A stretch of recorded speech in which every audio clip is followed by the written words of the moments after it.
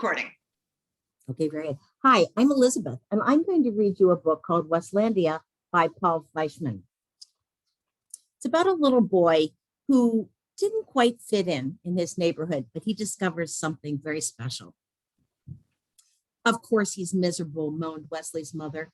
He sticks out like a nose, snapped his father. Listening through the heating vent, Wesley knew they were right.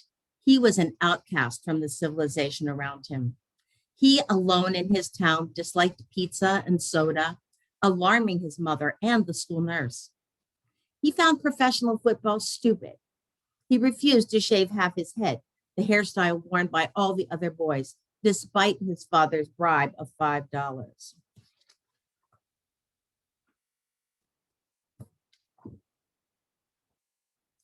Passing his neighborhood's two styles of housing, garage on the left and garage on the right, Wesley alone dreamed of more exciting forms of shelter. He had no friends, but plenty of tormentors. Fleeing them was the only sport he was good at.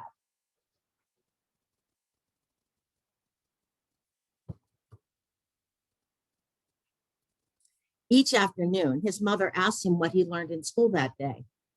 That seeds are carried great distances by the wind, he answered on Wednesday. That each civilization has its staple food crop, he answered on Thursday. That school's over and I should find a good summer project, he answered on Friday. As always, his father mumbled, I'm sure you'll use that knowledge often. Suddenly, Wesley's thoughts shot sparks. His eyes blazed. His father was right. He could actually use what he'd learned that week for a summer project that would top all others.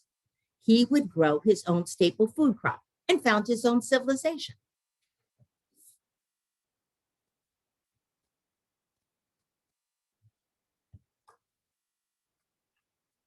The next morning, he turned over a plot of ground in his yard. That night, a wind blew in from the west. It raced through the trees and set his curtains snapping. Wesley lay awake listening. His land was being planted.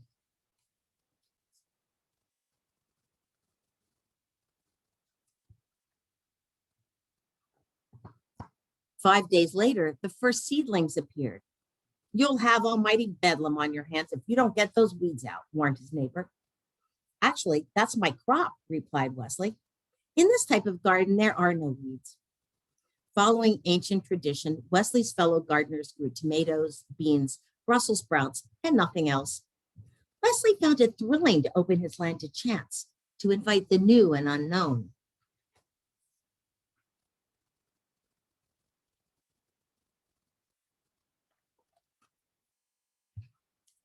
The plant shot up past his knees, then his waist. They seemed to be all of the same sort. Wesley couldn't find them in any plant book.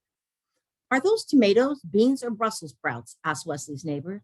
None of the above, replied Wesley.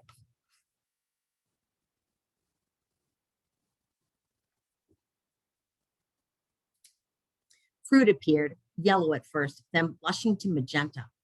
Wesley picked one and sliced through the rind to the juicy purple center. He took a bite and found the taste an entrancing blend of peach, strawberry, pumpkin pie, and flavors he had no name for. Ignoring the shelf of cereals in the kitchen, Wesley took to breakfasting on the fruit. He dried half a rind to serve as a cup, built his own squeezing device, and drank the fruit's juice throughout the day. Pulling up a plant, he found large tubers on the roots. These he boiled, fried, and roasted on the family barbecue, seasoning them with a pinch of the plant's highly aromatic leaves.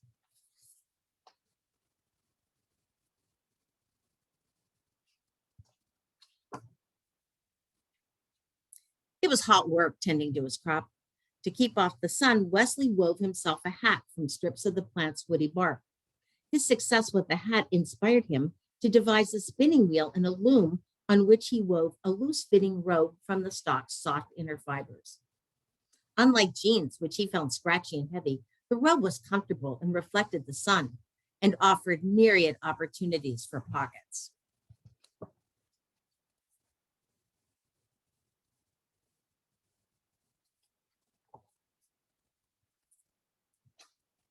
His schoolmates were scornful, then curious. Grudgingly, Wesley allowed them 10 minutes apiece at his mortar, crushing the plant seeds to collect the oil. This oil had a tangy scent and served him both as suntan lotion and mosquito repellent. He rubbed it on his face each morning and sold small amounts to his former tormentors at the price of $10 per bottle.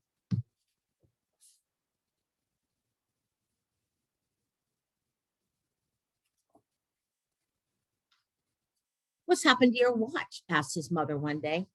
Wesley admitted that he no longer wore it.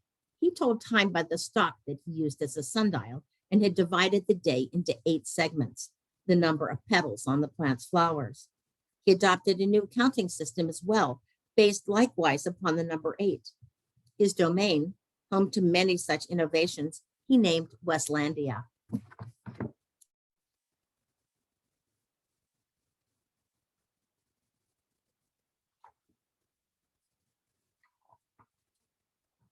Uninterested in traditional sports, Wesley made up his own. These were designed for a single player and used many different parts of the plant.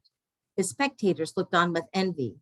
Realizing that more players would offer him more scope, Wesley invented other games that would include his schoolmates, games rich with strategy and complex scoring systems. He tried to be patient with the other players' wonders.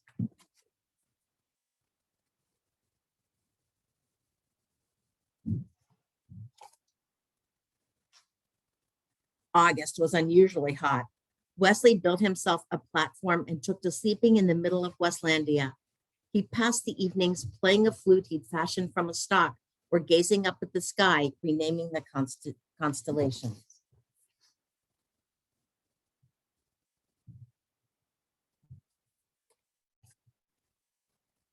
His parents noted Wesley's improved morale. "It's the first time in years he's looked happy," said his mother. Wesley gave them a tour of Westlandia. "What do you call this plant?" asked his father. Not knowing its name, Wesley had begun calling it Swist, from the sound its leaves rustling in the breeze.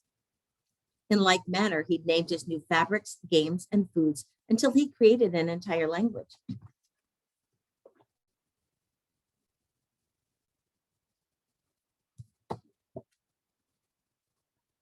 Mixing the plant's oil with soot, Wesley made a passable ink.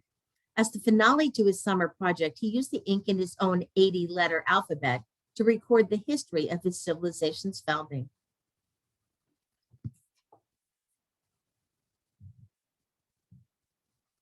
In September, Wesley returned to school. He had no shortage of friends.